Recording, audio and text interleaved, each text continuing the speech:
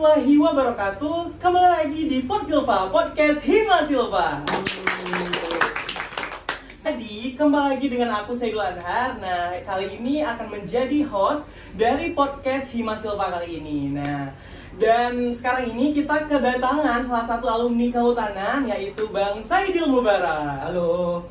Nah, jadi Bang Saidil Mubarak merupakan angkatan dari 2016. Nah, yang dimana Bang Saidil sendiri ini udah menjadi alumni sejak tahun berapa, Bang? 2021. Nah, sejak tahun 2021. Nah, Bang, mungkin untuk intro kita pertama nih ya, Bang, Abang bisa kenalin diri dulu nih sama sahabat-sahabat Hima Silva yang ada di sana. Oke, terima kasih. Kenalkan, nama saya Saidil Mubarak. Saya alumni pertama di Kehutanan Unsyah Banda Aceh, yaitu letting 16 tahun 2016. Nah, mungkin dari teman-teman kehutanan USK sendiri nih, Bang, mungkin udah tahu nih, siapa yang nggak tahu nih ya seorang Bang Saidil, dan merupakan alumni pertama juga nih, karena faktanya juga nih dari kehutanan untuk letting pertamanya itu di tahun 2016, bener ya, Bang? Benar. Nah, mungkin untuk yang pertama kita flashback dulu nih, Bang, dari kehidupan Abang selama jadi mahasiswa di kehutanan dulu. Dari Bang Saidil sendiri, apakah sejak menjadi mahasiswa dulu, apakah aktif organisasi juga, atau malah ketika menjadi mahasiswa juga kerja nih, Bang? Pas waktu saat kuliah memang kita pun himpunan kita yang masih awal-awal. Iya, betul. Nah, masih merintis tuh karena masih sama-sama kan. Iya, betul. Jadi hampir aktif lah kegiatan, hampir 2 tahun tuh untuk mengaktifkan himpunan Padat gitu ya, Bang? padat. Nah, saya abang kemarin tuh pas waktu itu jadi kabit keagamaan, kabit kerohanian. Iya, betul. Di situ walaupun nggak terlalu aktif karena masih merintis kan, karena sebagai pas waktu berdiri itu nggak terlalu aktif lah himpunan. Pas waktu udah ada adik-adik letting kayak letting 2017 baru udah ada kegiatan-kegiatan yang lebih mendalam. Iya, betul.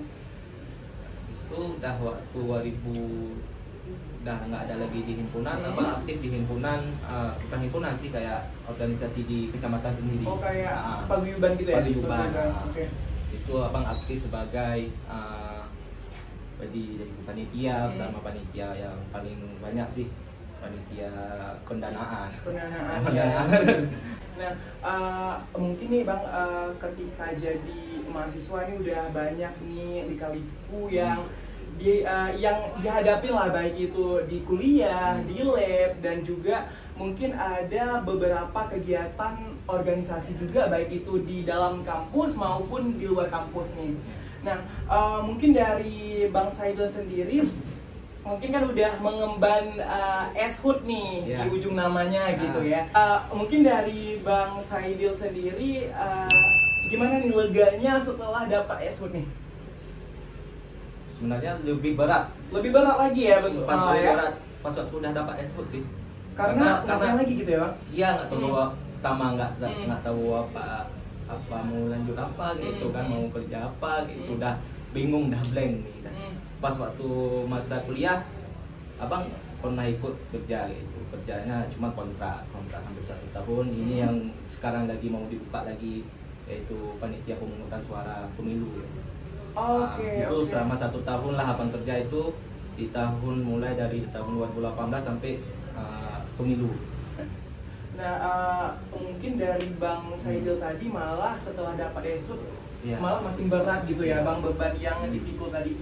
Nah, mungkin nih, Bang, teman-teman dari kehutanan sendiri itu masih bingung sebenarnya setelah tamat kita itu mau kemana gitu, Bang. Nah, jadi mungkin dari Bang Saidil sebagai alumni kan udah ya setidaknya nih udah tahu arahnya kemana nih kita setelah tamat dari kehutanan ini. Nah, mungkin dari Bang Saidil setelah tamat kita harus selanjutnya kemana nih, Bang?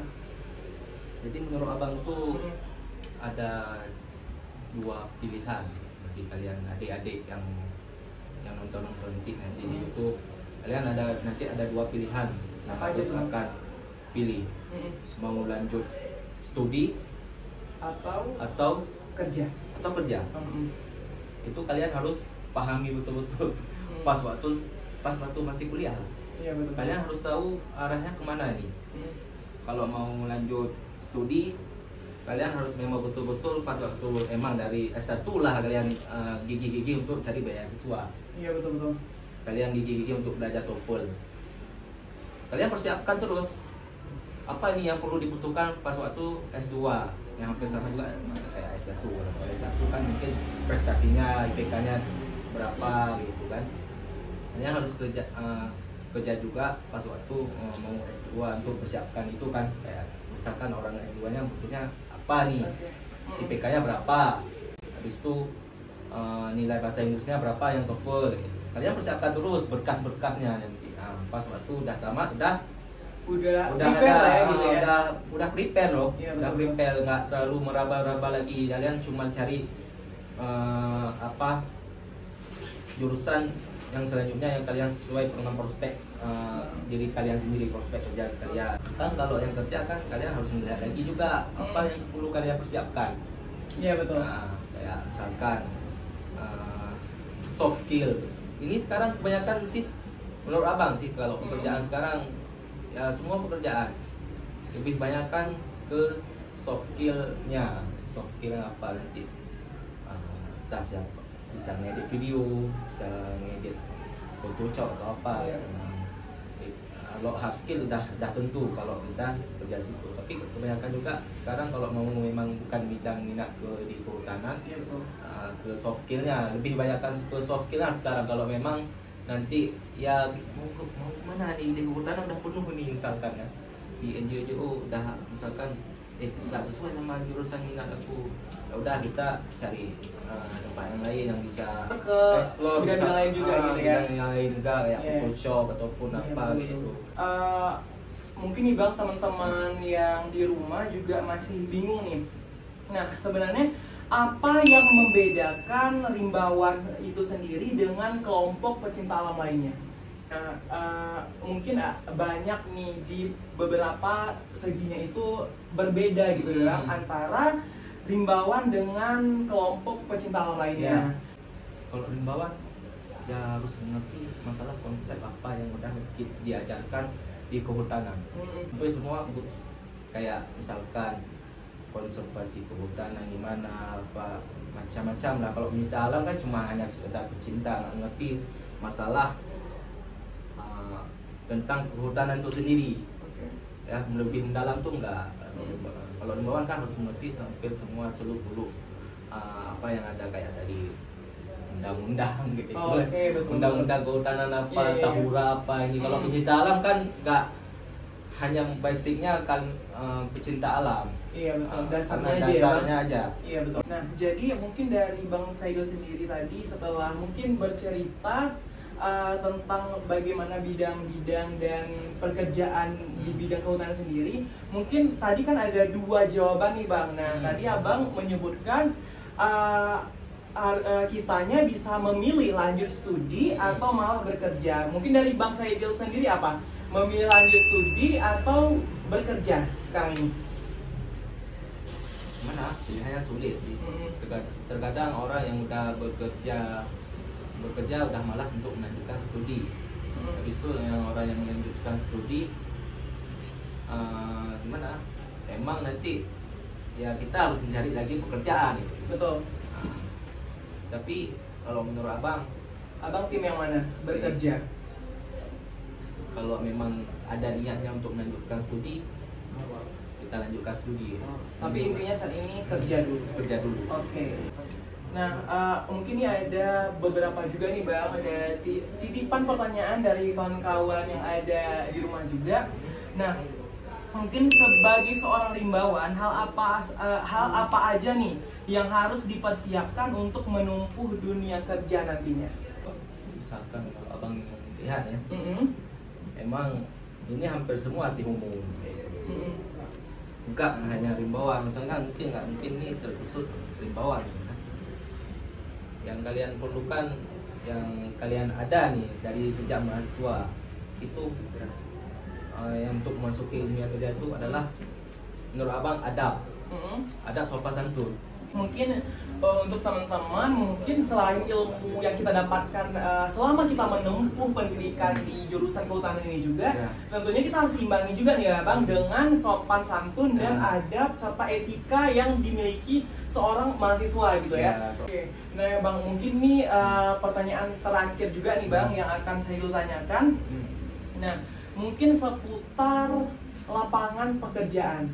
Nah, mungkin nih setelah abang tamat dari kehutanan ini, menurut abang sendiri lapangan pekerjaan yang ada di jurusan kehutanan ini luas atau bagaimana?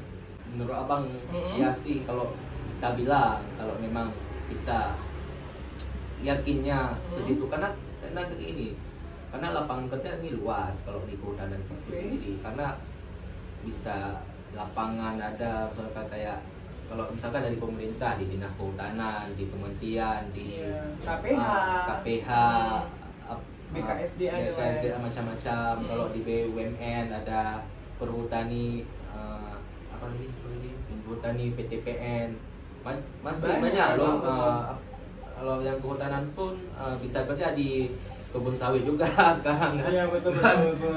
Pabrik-pabrik ya Bang, PT-PT karena sekarang pun kan orang ini udah berkolaborasi kayak sawit harus sebagian lahan harus dikonservasikan juga di kawasan hutan, nggak boleh dibabak semua gitu. Perlu juga orang-orang kehutanan untuk mengidentifikasinya gitu. Orang yang paham-paham itu ya Bang. Ya, karena sekarang ini pun bentuk banyak lah pekerjaan luas, banyak prospeknya di NGO pun ada banyak.